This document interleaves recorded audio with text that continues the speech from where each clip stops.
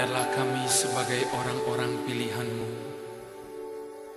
yang Engkau kuduskan dan kasihi, mengenakan kasih sebagai pengikat yang mempersatukan dan menyempurnakan. Karena untuk itulah Engkau memanggil kami menjadi satu tubuh melalui kesaksian kami. Sebelum kami pergi memberitakan kasih-Mu, mulailah dari kami terlebih dahulu. Jadikan kami satu.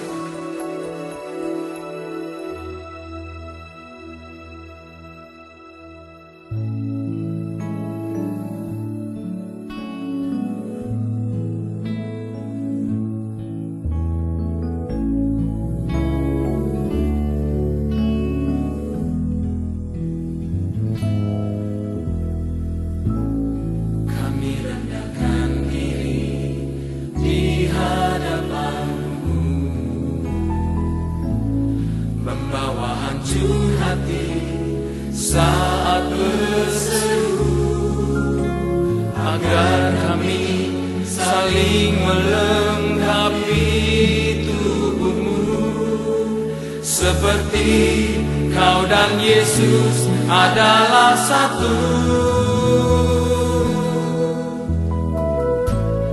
Kami rendahkan diri di hadapan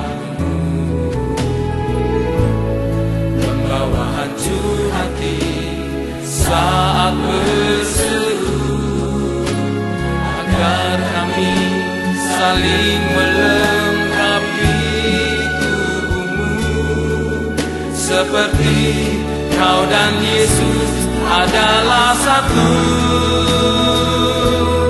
Jadikan kami satu, seperti kerinduan-Mu, agar dunia tahu dari kasih-Mu. Sebelum kami pergi memberitakan kasih-Mu, mulailah dari kami lebih dulu. Jadikan kami satu.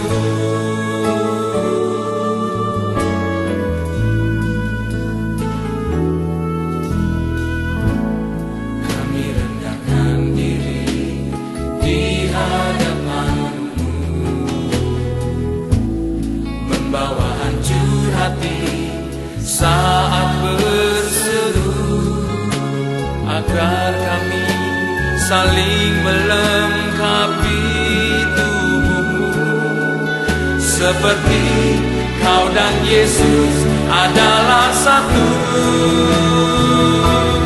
Jadikan kami satu, seperti kerinduan-Mu, agar dunia tahu dari kasih-Mu. Sebelum kami pergi memberitakan kasih-Mu, mulailah dari kami lebih dulu. Jadikan kami satu,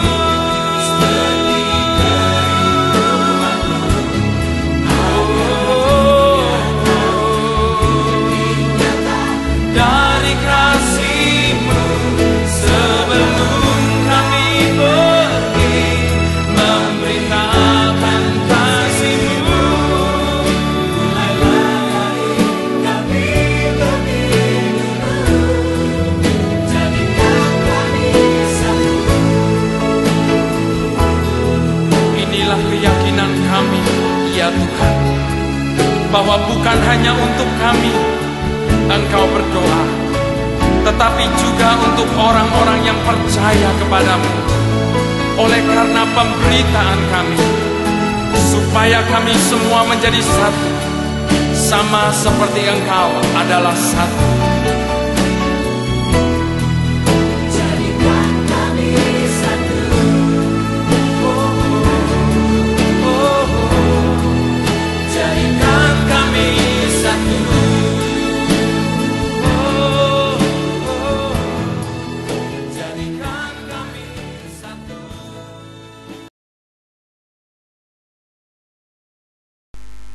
Jemaat yang dikasihi Tuhan Yesus Kristus, Shalom, selamat pagi dan salam sejahtera bagi kita semua. Puji Tuhan, pada pagi hari ini kita bisa bersama-sama kembali dalam ibadah online GKI Bojonegoro.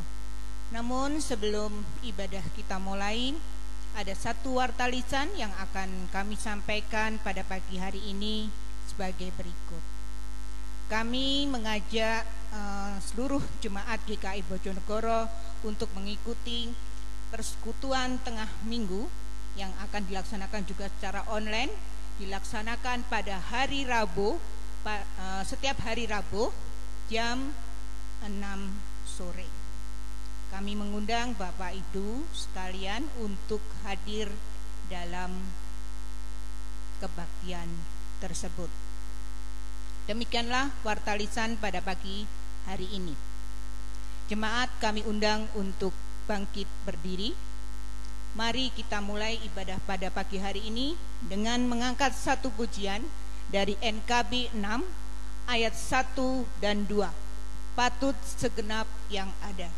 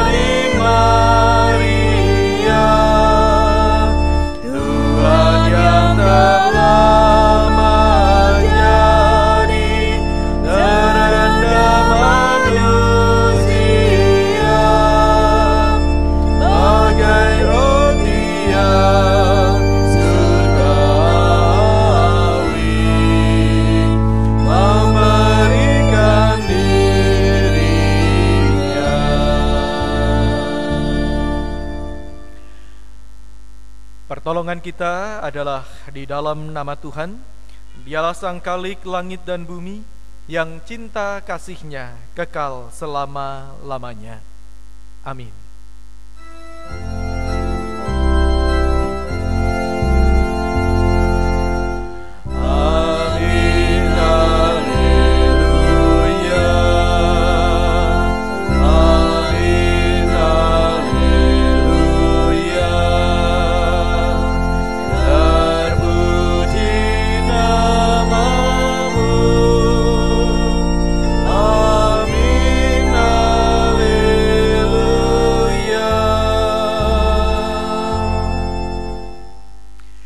Kasih karunia dan damai sejahtera dari Allah Bapa kita dan dari Tuhan Yesus Kristus beserta saudara sekalian. Dan beserta saudara juga. Silakan duduk kembali. Jemaat sekalian, mari kita bersama-sama memperhatikan kata pembuka untuk ibadah kita pagi hari ini. Kisah Para Rasul pasalnya yang pertama, ayat 12 sampai dengan ayatnya yang ke-14. Demikian. Maka kembalilah rasul-rasul itu ke Yerusalem dari bukit yang disebut Bukit Zaitun, yang hanya seperjalanan sabat jauhnya dari Yerusalem.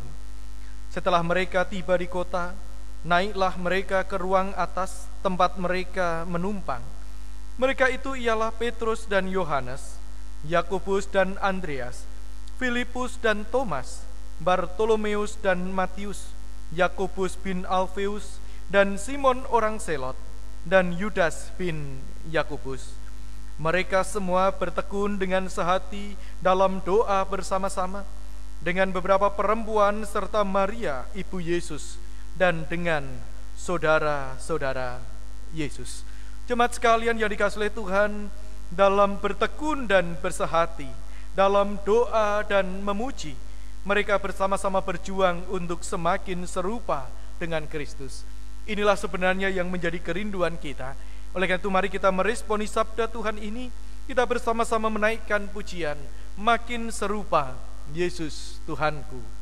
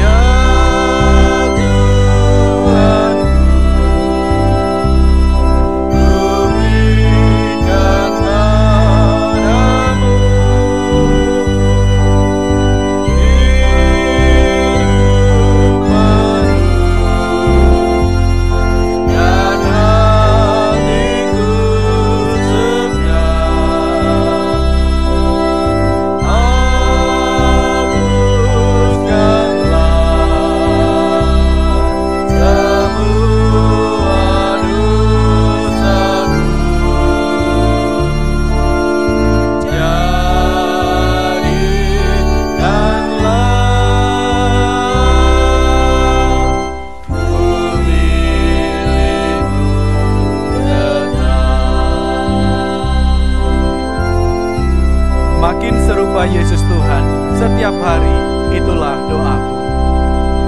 Makin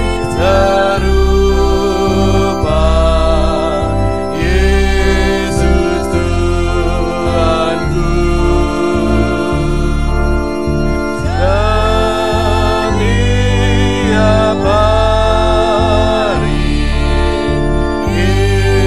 ini doaku.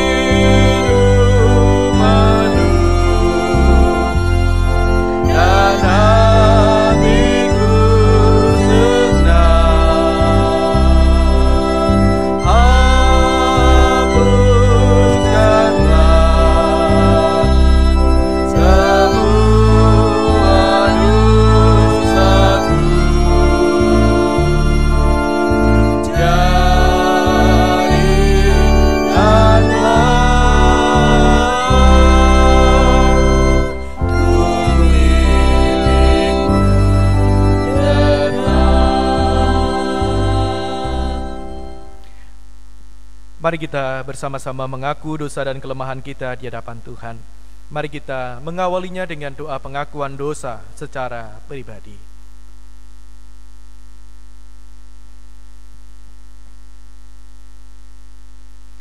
Bapa yang bertahta di dalam kerajaan surga, kami bersyukur ya Tuhan oleh karena pengorbanan-Mu telah menghapuskan dosa-dosa kami. Tapi kami mau mengaku pula bahwa di balik semuanya itu dalam kehidupan kami hari lepas ke sehari, Tidak jarang kami jatuh di dalam dosa-dosa kami, baik yang kami sengaja maupun yang tidak kami sadari, yang terjadi karena ucapan-ucapan kami, karena sikap maupun karena tindakan-tindakan kami. Kami datang dengan penuh penyesalan, kami memohon pengampunan kepadamu. Di dalam nama Tuhan kami Yesus Kristus, kami berdoa. Amin. Ku amat haus di gurun dosa dan celah, maka kami datang kepada Tuhan, supaya kami menemukan sumber air kehidupan, yang memuaskan jiwa kami, yang memuaskan hati kami. Mari kita menaikkan doa pengakuan dosa ini dengan pujian, ku amat haus di gurun dosa dan celah.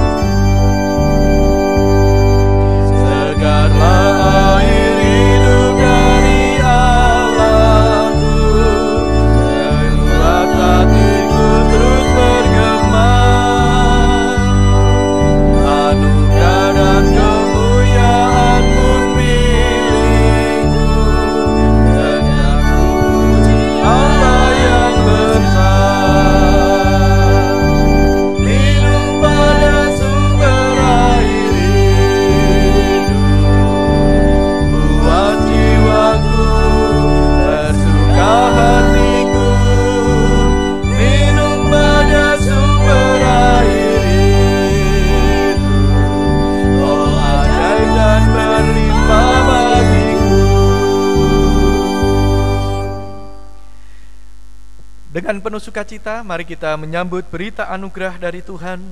Lukas 24 ayat 46 sampai dengan 48, demikian. Katanya kepada mereka, ada tertulis demikian, Mesias harus menderita dan bangkit dari antara orang mati pada hari yang ketiga.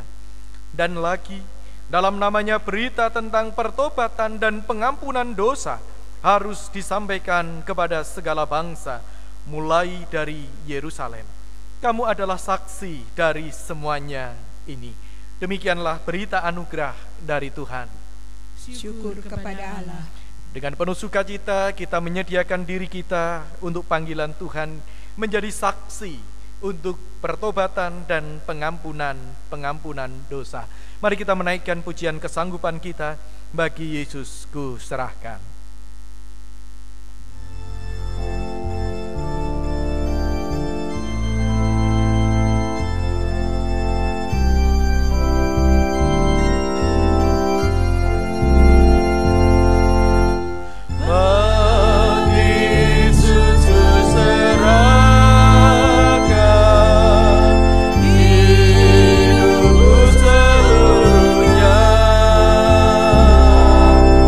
Ah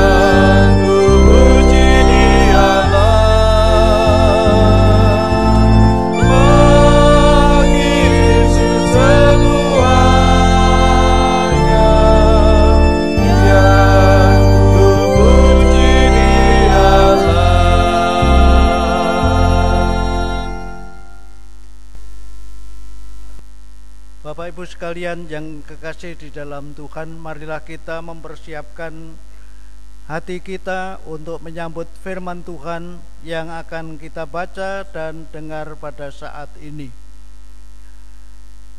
Kita akan membaca bersama-sama Yohanes 17 ayat pertama sampai yang ke-11, tapi sebelumnya marilah kita berdoa. Ya Bapa kami yang ada di surga, Bapa yang Maha Kasih, di penghujung masa raya Paskah ini, marilah kita bersama-sama datang kembali kepada Tuhan untuk memohon kehadiran Roh-Nya yang kudus agar dicurahkan, agar kami dapat memahami pengajaran Tuhan Yesus tentang permohonannya untuk dimuliakan lewat karya penderitaannya. Demikian pula agar kita sekalian boleh menyatu dengan Tuhan Yesus Kristus serta berkarya bagi kemuliaannya di bumi ini. Biarlah Tuhan firman-Mu meneguhkan dan menguatkan umat-Mu di dalam melakukan kebaikan daripada-Mu bagi dunia ini. Di dalam nama Tuhan kami Yesus Kristus kami berdoa. Amin. Kita bersama-sama akan membaca Yohanes pasal yang ke-17 ayat yang pertama sampai dengan yang ke-11. Doa Yesus untuk murid-muridnya. Demikianlah kata Yesus. Lalu ia menengadah ke langit dan berkata, Bapa, telah tiba saatnya, permuliakanlah anakmu, supaya anakmu mempermuliakan engkau. Sama seperti engkau telah memberikan kepadanya kuasa atas segala yang hidup, demikian pula ia akan memberikan hidup yang kekal kepada semua yang telah engkau berikan kepadanya. Inilah hidup yang kekal itu, yaitu bahwa mereka mengenal Engkau, satu-satunya Allah yang benar, dan mengenal Yesus Kristus yang telah Engkau utus. Aku telah mempermuliakan Engkau di bumi dengan jalan menyelesaikan pekerjaan yang Engkau berikan kepadaku untuk melakukannya. Oleh karena itu, ya Bapa, permuliakanlah aku padamu sendiri dengan kemuliaan yang kumiliki di hadirat-Mu sebelum dunia ada. Aku telah menyatakan nama-Mu kepada semua orang yang Engkau berikan kepadaku dari dunia. Mereka itu milik-Mu, dan Engkau telah memberikan mereka kepadaku, dan mereka telah menuruti firman-Mu. Sekarang mereka tahu bahwa semuanya yang Engkau berikan kepadaku itu berasal daripada-Mu. Sebab segala firman yang Engkau sampaikan kepadaku telah Kusampaikan kepada mereka, dan mereka telah menerimanya. Mereka tahu benar-benar bahwa aku datang daripada-Mu, dan mereka percaya bahwa Engkaulah yang telah mengutus aku. Aku berdoa untuk mereka, bukan untuk dunia aku berdoa, tetapi untuk mereka yang telah Engkau berikan kepadaku, sebab mereka adalah milik-Mu. Dan segala milikku adalah milik-Mu, dan milik-Mu adalah milikku. Dan aku telah dipermuliakan di dalam mereka. Dan aku tidak ada lagi di dalam dunia, tetapi mereka masih ada di dalam dunia. Dan aku datang kepadamu, ya Bapa yang kudus, peliharalah mereka dalam nama-Mu, yaitu nama-Mu yang telah Engkau berikan kepadaku, supaya mereka menjadi satu sama seperti kita. Demikianlah bunyi Injil Yesus Kristus. Yang berbahagia adalah setiap kita yang mendengar serta memelihara di dalam kehidupan dan melakukannya. Haleluya.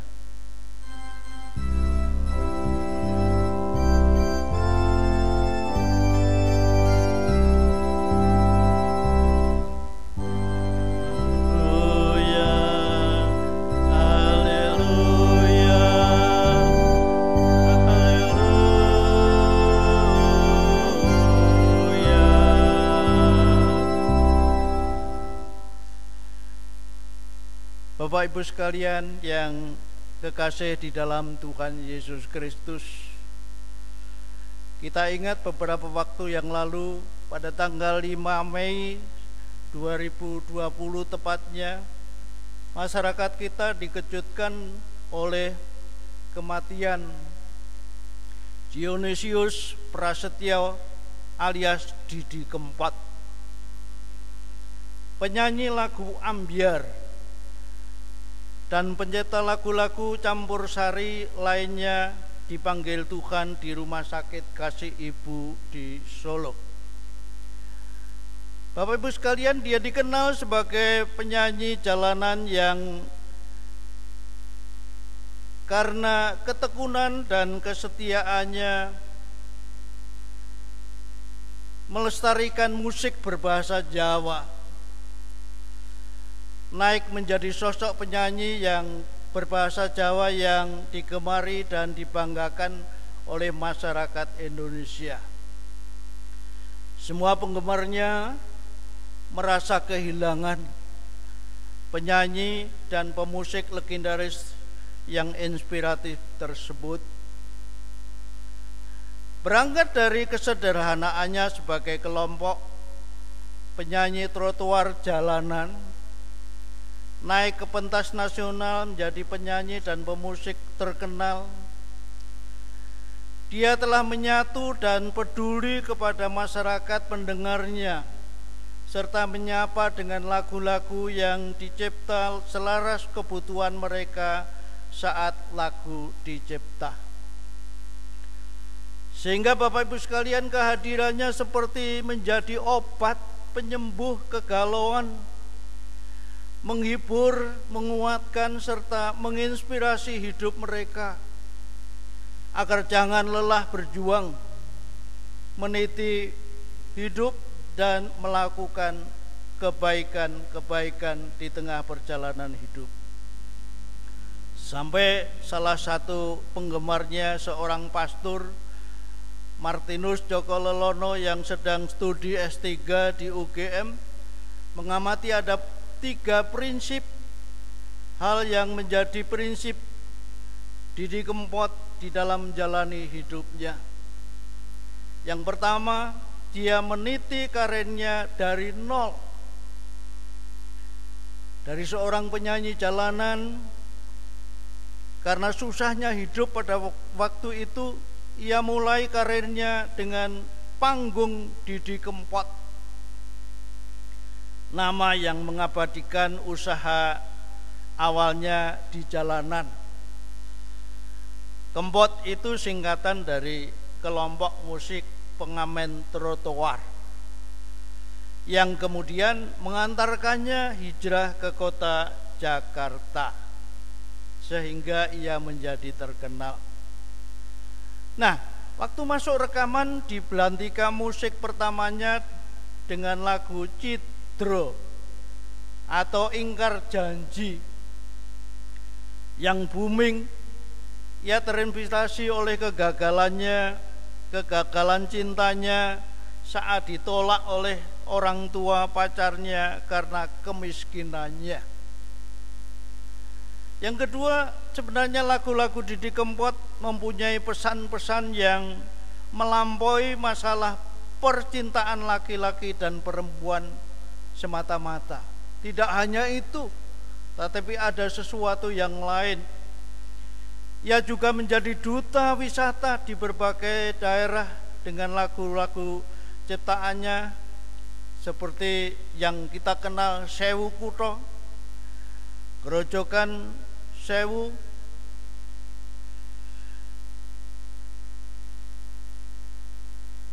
Stasiun Balapan, Tanjung Mas, Telaga Sarangan, Parangtritis, dan lain sebagainya, masih banyak lagi. Dan ketika Didi Kempot yang lahir dari kemiskinan dan kekurangan, untuk yang ketiganya, ia tidak pernah lupa kepada orang-orang yang menderita di sekitar kehidupannya. Ia selalu menaruh perhatian kepada masyarakat yang menderita. Salah satunya adalah Dori Harso, penabuh genderangnya, dan Arda, seorang penyandang difabilitas, dipopulerkan untuk menyanyikan lagu-lagu ciptaannya. Dengan tidak malu dia mempromosikan mereka agar supaya mereka menjadi generasi berikutnya yang akan menyuarakan lagu-lagu berbahasa Jawa. Terakhir karyanya adalah menggalang dana untuk masyarakat terdampak COVID-19 pada tanggal 11 April 2020 yang lalu. Dan dana yang terkumpul berapa, saudara-saudara? Mencapai 7,3 M lebih. Dia adalah sosok yang dikenal sangat peduli masyarakat menderita. Demikianlah Bapak Ibu sekalian, kalau seorang yang telah menyadari bahwa hidupnya menjadi besar, menjadi hebat oleh kemurahan Allah yang mengaruniakan sesuatu yang unik kepadanya, ia tidak menjadi lupa akan dirinya, bahwa semua yang ia terima, semua yang ada padanya adalah merupakan karunia Tuhan semata yang harus dimanfaatkan untuk memuliakan nama Tuhan melalui karya mulia yang dapat dilakukan kepada sesamanya di tengah-tengah kehidupan yang masih dilaluinya. Maka pada saat meninggalnya pun banyak orang yang mengagumi karyanya tersebut. Bapak Ibu dan saudara sekalian yang kekasih di dalam Tuhan, ada ungkapan gajah mati meninggalkan gading, harimau mati meninggalkan belang. Lalu kalau kita mati meninggalkan apa? Kita perlu bertanya kepada diri kita masing-masing, kalau kita mati meninggalkan apa? Tentunya paling tidak nama baik yang harus kita tinggalkan di tengah-tengah kehidupan kita. Tuhan berharap bahwa ketika mengakhiri kehidupan di bumi ini, kita sekalian meninggalkan karya yang mengharumkan dan memuliakan namanya. Tidak hidup sekedar hidup, tetapi bagaimana hidup kita bermanfaat bagi kemuliaan Tuhan dan berkat bagi sesama di tengah-tengah kehidupan ini. Tema kita hari ini adalah menyatu dengan Allah dan berkarya. Apa itu artinya? Menyatu dengan Allah berarti hidup bersama-sama Allah dan berkarya bersama-sama Allah bagi kemuliaan Allah di tengah kehidupan ini. Apapun yang kita lakukan, apapun yang kita kerjakan, bagaimana itu mempermuliakan Allah di tengah perjalanan hidup yang masih diberikan anugerah kesempatan ini. Oleh karena itu segala yang kita kerjakan di dalam membangun kehidupan di bumi ini mesti harus tertuju bagi kemuliaannya, seperti yang Rasul Paulus katakan di dalam Roma 11 ayat 36, bahwa semua yang ada pada kita ini adalah dari Dia, oleh Dia, bagi Dia kemuliaan sampai selama-lamanya. Jadi yang ada pada kita ini semuanya dari Dia, disertai oleh Dia, dan bagi kemuliaan namanya. Itu yang harus kita perhatikan di dalam meniti perjalanan kehidupan kita. Sekalipun untuk melaksanakan hal yang mulia itu memerlukan perjuangan, namun kita tidak akan berjuang sendiri. Kita sadar bahwa kita ini makhluk lemah untuk bertindak di dalam kehidupan ini. Sehebat apapun kita, Rasul Paulus mengatakan bahwa semua orang telah berbuat dosa dan telah kehilangan kemuliaan Allah. Kita bukanlah orang-orang yang sempurna. Kita adalah orang-orang yang sudah cacat. Tetapi oleh kasih karunia Allah, hidup kita semua dibenarkan dengan cuma-cuma karena penebusan yang dilakukan oleh Kristus. Penebusan di dalam Kristuslah yang memungkinkan kita diangkat di jalan kebenaran. Itu berarti bahwa hanya oleh kebaikan Allah lah, melalui Kristus, kita boleh hidup serta berkarya baginya secara benar. Kita dituntut berjalan secara benar, tetapi tanpa penyertaan Kristus, tanpa kasih dan kemurahannya, tanpa pengampunannya, kita tidak mungkin bisa melakukan semuanya itu dengan baik. Dan oleh karena itu kita memerlukan perlengkapan untuk bisa melakukan sesuatu yang baik, sesuatu yang berkenan kepada Tuhan, bagi kemuliaan namanya. Kita memerlukan perlengkapan secara khusus. Karena pekerjaan menyatakan dan menyaksikan perbuatan-perbuatan besar Allah itu hanya bisa kita lakukan, hanya bisa mereka yang percaya lakukan apabila mereka berada di dalam kesatuan dengan Bapa, Anak, dan Roh Kudus. Di luar itu, menurut Rasul Yohanes pasal 15, kita dan mereka tidak bisa berbuat apa-apa. Itulah sebabnya menjelang Tuhan Yesus naik ke sorga, ketika para murid sedang mempertanyakan tentang masa pemulihan kerajaan Israel, justru Tuhan Yesus mengatakan hal yang sangat penting dan lebih penting bagi kehidupan mereka. Tidak usah tanya-tanya kapan penyempurnaan kerajaan Daud itu. Tapi yang penting bahwa setelah kepergianku, setelah Kristus naik ke surga, ada sesuatu yang lebih penting. Bahwa setelah kepergiannya kepada Bapaknya, mereka akan menerima mandat istimewa untuk melaksanakan pekerjaan Tuhan. Di Kisah 1 ayat 8 dikatakan, tetapi kamu akan menerima kuasa kalau Roh Kudus turun ke atas kamu, dan kamu akan menjadi saksiku di Yerusalem, di seluruh Yudea dan Samaria, dan sampai ke ujung bumi. Tuhan Yesus menegaskan bahwa bukan sekedar pemulihan kerajaan Israel secara nasional yang penting, yang dirancang oleh Tuhan,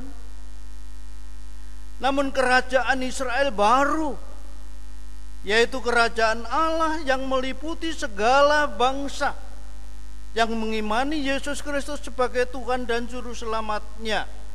Itulah Israel baru. Israel adalah perantara saja, dan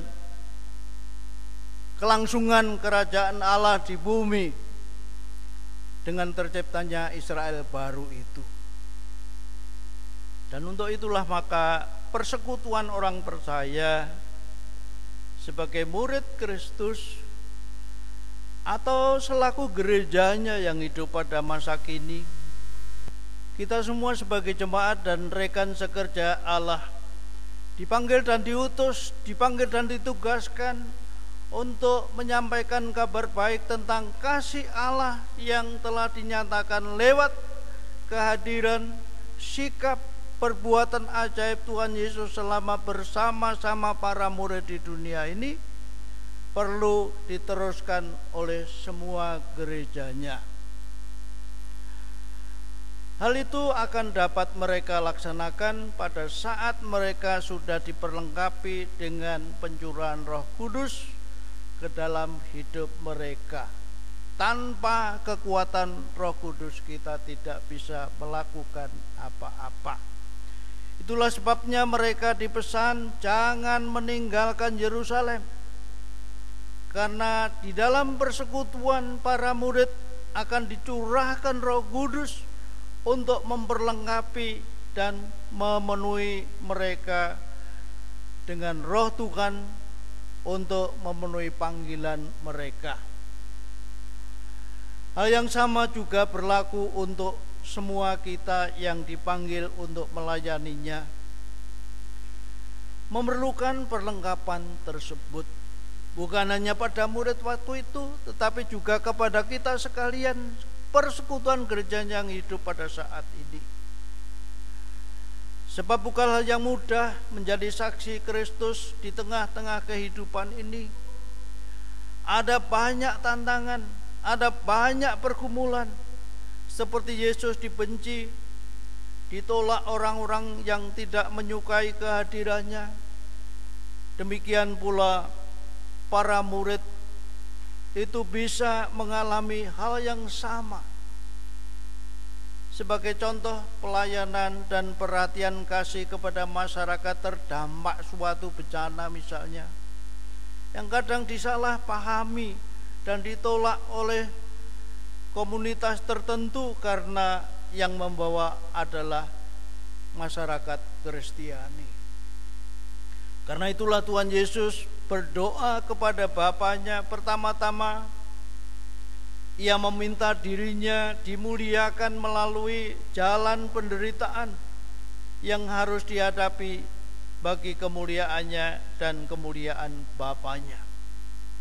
Yang kedua, secara khusus Tuhan Yesus berdoa kepada Bapanya bagi para murid dan semua orang percaya. Para murid dan semua orang percaya, agar supaya mereka dipelihara, agar mereka dilindungi oleh Sang Bapa.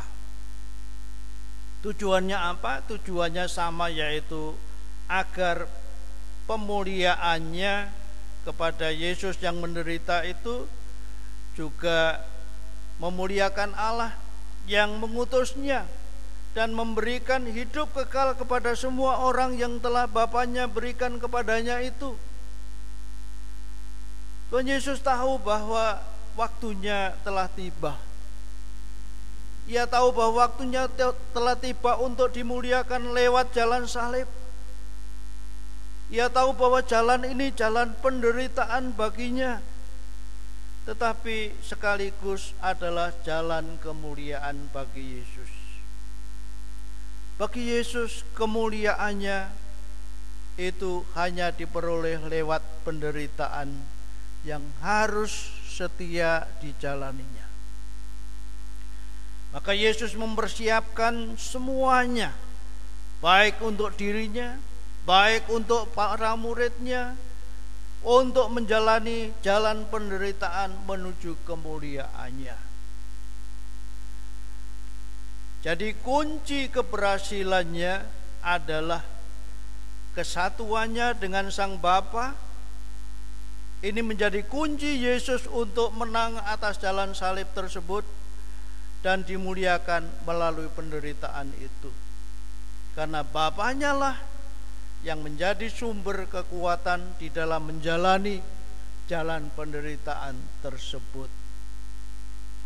Demikian juga menyatunya semua orang beriman, menyatunya kita semua dengan Allah Sang Bapa dan Kristus menjadi kunci dalam menghadapi aneka tantangan dan penderitaan saat melanjutkan tugas pelayanan menyatakan kasih Allah kepada dunia, baik di dalam lingkup keluarga, baik di dalam komunitas percaya kita, baik di dalam pekerjaan dan di tengah kehidupan di masyarakat pada umumnya. Bahwa Allah di dalam Yesus Kristus itu menjadi sumber kekuatan kita yang satu-satunya.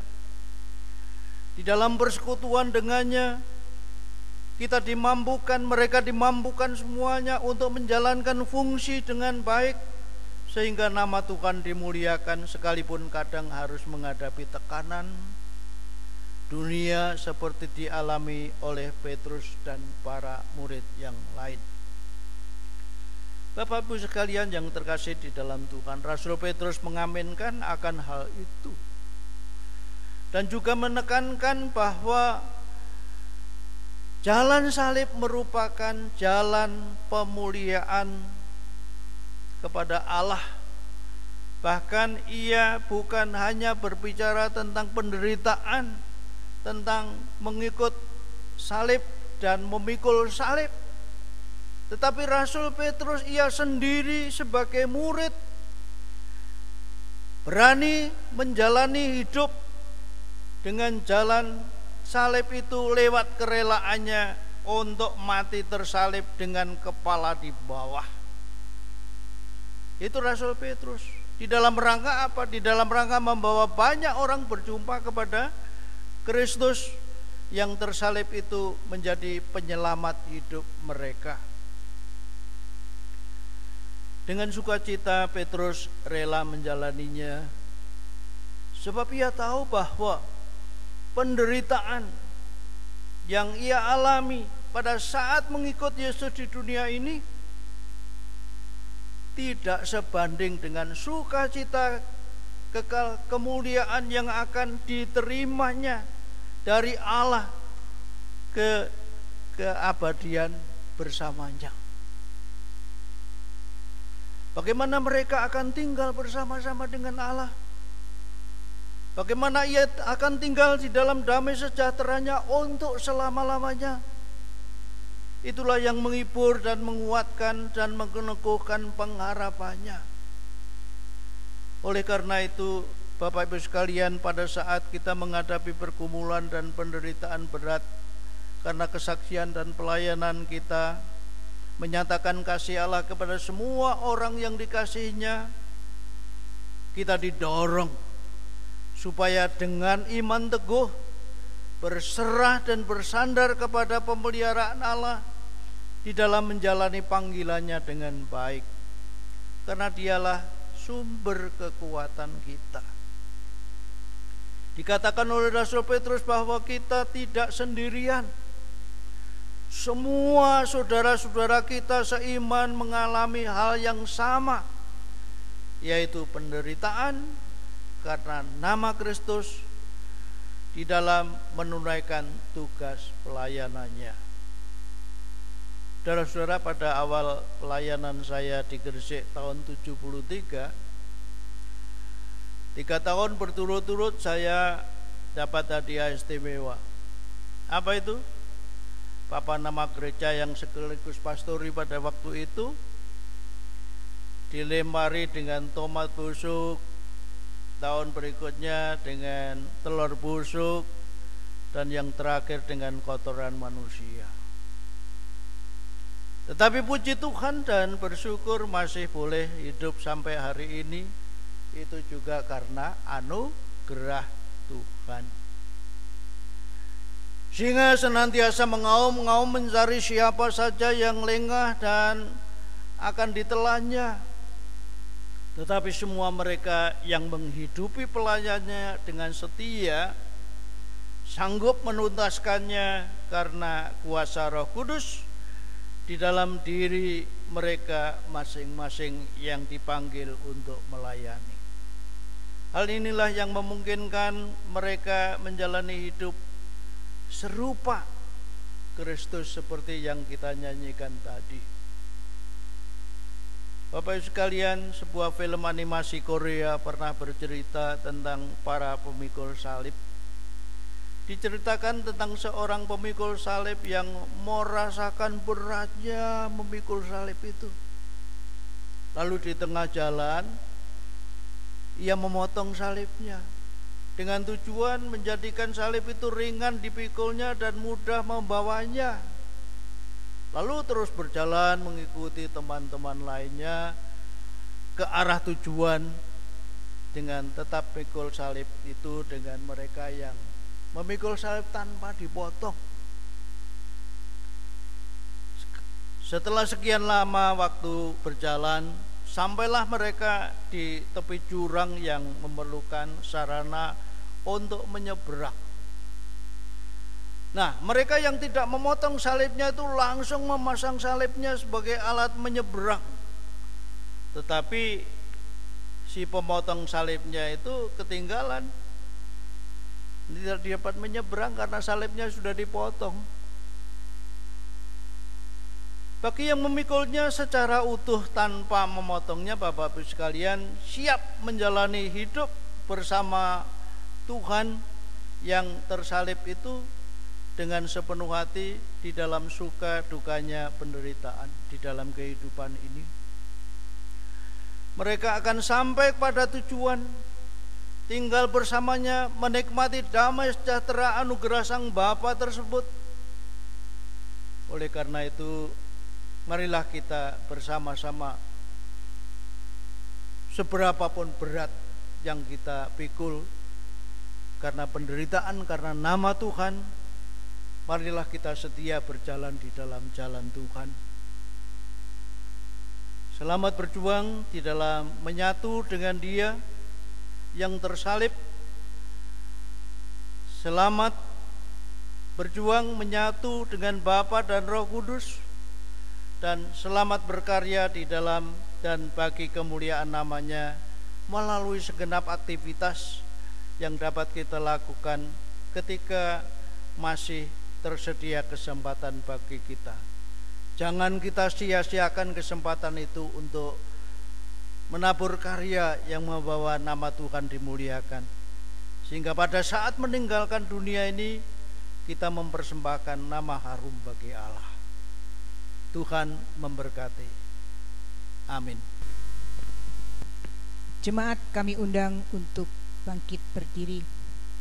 Bersama-sama dengan gereja Tuhan di segala abad dan tempat, dan mengingat akan baptisan kita, mari kita mengucapkan pengakuan iman rasuli yang berbunyi demikian.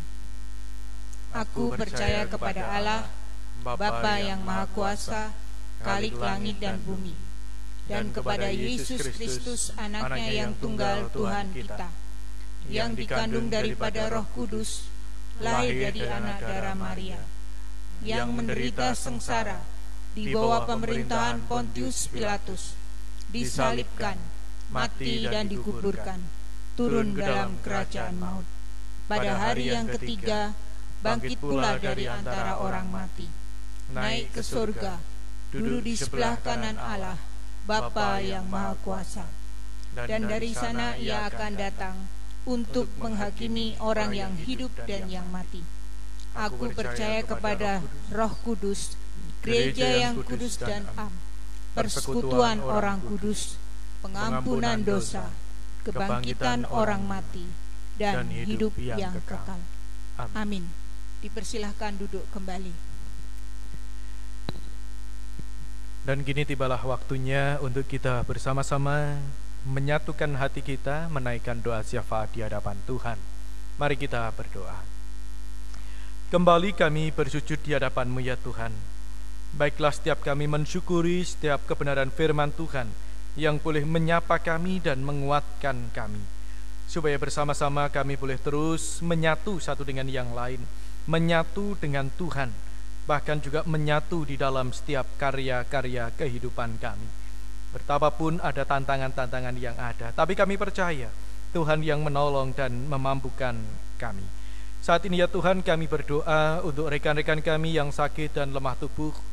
Tuhan melawat mereka, menopang bahkan memulihkan mereka. Teristimewa mereka yang saat ini sedang menjalani masa isolasi atau karantina, baik secara pribadi maupun dalam pengelolaan bersama-sama. Mereka yang saat ini sedang dinyatakan positif oleh karena COVID-19.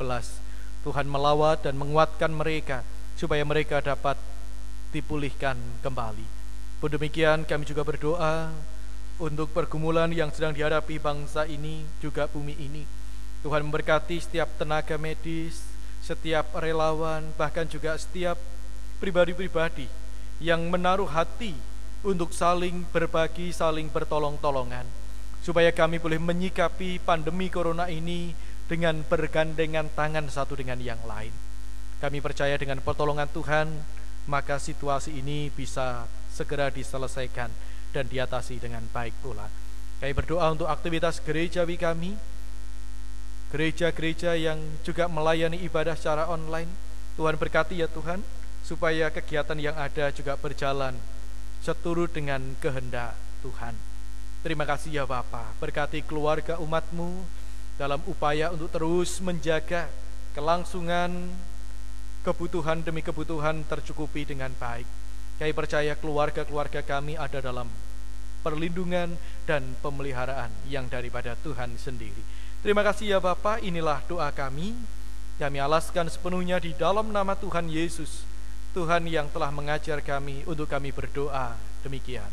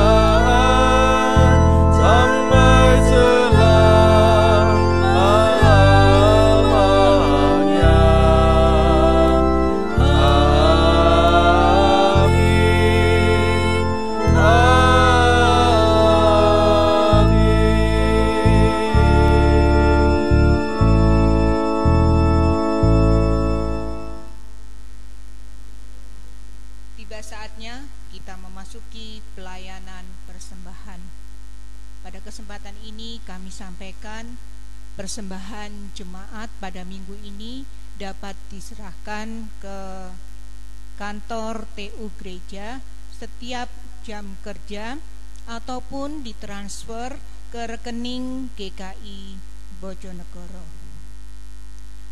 Adapun nas pelayanan persembahan pada minggu ini diambil dari Ibrani 13 ayat 14 sampai dengan 15. Yang berbunyi demikian. Sebab itu marilah kita oleh Dia senantiasa mempersembahkan korban syukur kepada Allah, yaitu ucapan bibir yang memuliakan namanya. Dan janganlah kamu lupa berbuat baik dan memberi bantuan, sebab korban-korban yang demikianlah yang berkenan kepada Allah. Pelayanan persembahan ini kita iringi dengan pujian dari NKB 133 ayat 1 dan 3. Syukur padamu ya Allah.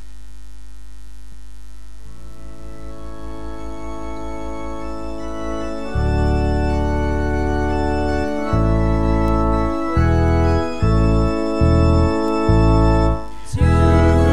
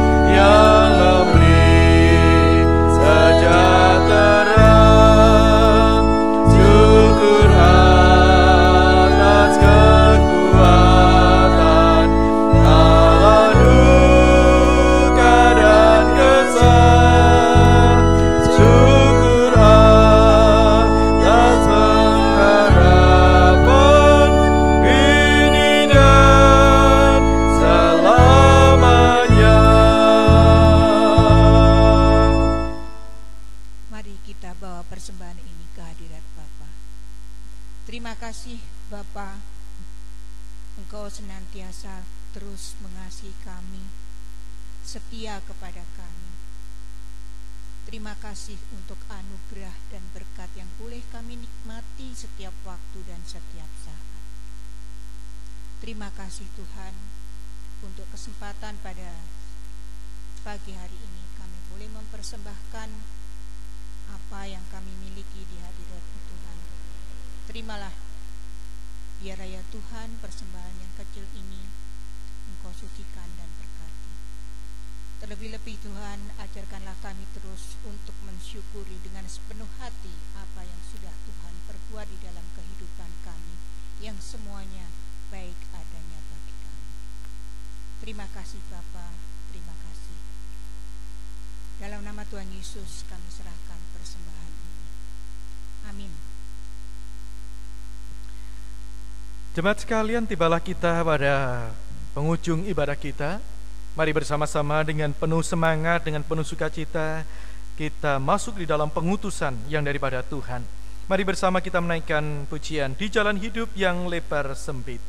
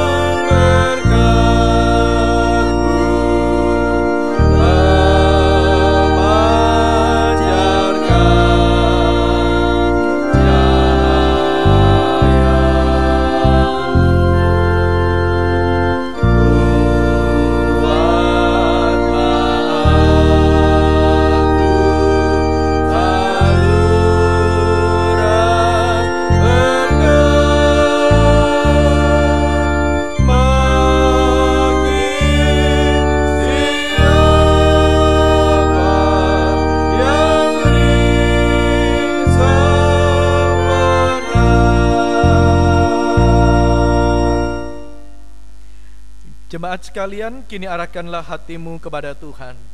Pulanglah dengan damai sejahtera untuk menjadi saksinya dimanapun saudara masing-masing berada. Dan kini terimalah berkat Tuhan.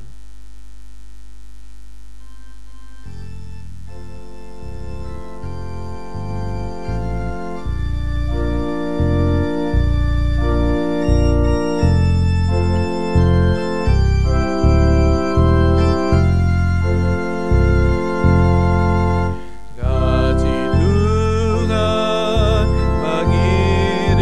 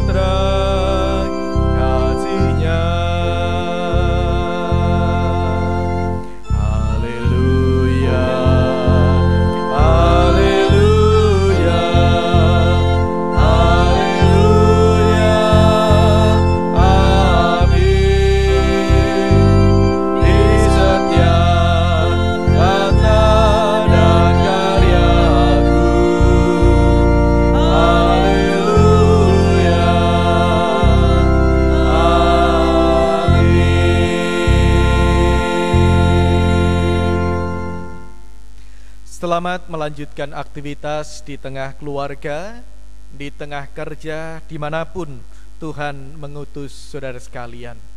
Tuhan memberkati.